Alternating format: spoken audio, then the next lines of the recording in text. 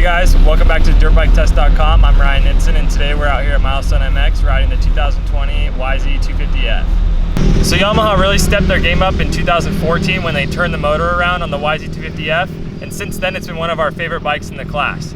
For 2020, the bike's very similar to the previous model year where it was brand new in 2019. For 2020, this bike's got a brand new set of graphics that look really good. It's also available in two colorways, the blue and a dark gray that they offer as well.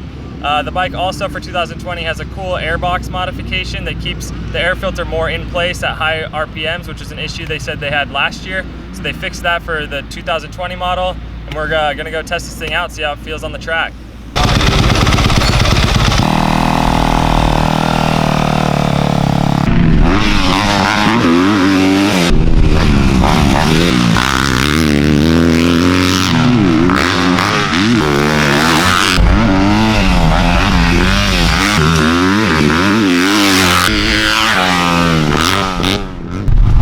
So we just finished up riding the 2020 YZ250F. This bike was personally my favorite bike of the class in 2019, and with not a lot of changes for 2020, it's still right up there at the front of the pack for me. You know what they say, like if it ain't broke, don't fix it, and that's what's really true with the Yamaha this year. The power down low is really good, just like Yamahas usually are, but what's really nice is that the up top, from mid to top, has improved a lot, just like it did last year as well. It's got a lot of strong pull in that area, which is very competitive with some of like the Husqvarna and the KTM. You know, all these new generation 250Fs, they like to be ridden really up high in that power zone, and that could be kind of takes some getting used to. But on the Yamaha, it's a very wide power band. You know, you can ride it down low, it pulls out of the corners real easy, but then up top, for on these longer straightaways, you don't have to shift it as much, and it pulls really hard and really strong all the way through. We actually used the standard map originally, and then the guys here at Yamaha, they have another app that you can actually plug it in through your phone with the new Power Tuner app, which is super cool and really easy to use. So we did use that map. It was a more aggressive one, and we found that was actually even better. Today at Milestone, they ripped the track really deep, and so some of these longer sections that are a little deeper and require a little more power, that aggressive map, we were able to hold it on a little longer, not have to shift as much, and still get that same power that we wanted, maybe out of the corners or up the faces of some of the jumps. As far as the suspension goes, the fork and shock on this bike work so well together. Today's pro day at Milestone, and so they ripped the tracks really deep. There's a lot of big ruts and deep ruts and big braking bumps, and I honestly haven't even made any clicker adjustments on this bike at all today. I'm 6'1", 175 pounds, and this bike feels like it was built for me.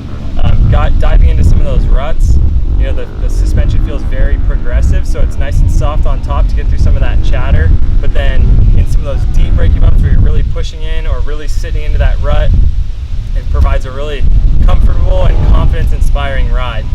Even if you go long on some of the jumps or come up short, you know, in the air you're kind of worried, but when you land, it's almost like a cloud, you know, really don't feel it too much. You're able to land, get back on the power when you grease that jump, land it real nice.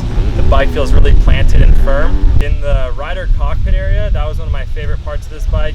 For a couple years now, Yamaha has used a similar or the same peg design, and that whole rider cockpit, you know, where you sit on the bike with the bars, I rolled the bars down a little bit just from where they were in their original position, and then the bar to peg ratio is super nice. The pegs are very wide, they almost are like an aftermarket wide foot peg from the OEM. You know, it's very wide and very firm. You're able to stand on that bike really nicely, get into the ruts, get into the corners, really squeeze with your knees very well, and the oversized bar that comes on this has a really good feel from the start as well.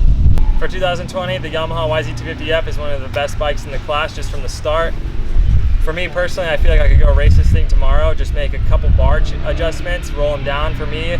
You know, the bars and the pegs are really great right out of the box. This thing feels like it could go out and race tomorrow, and clearly it's been a front runner with the professional Star Racing team, as this bike's been up front for most of the season.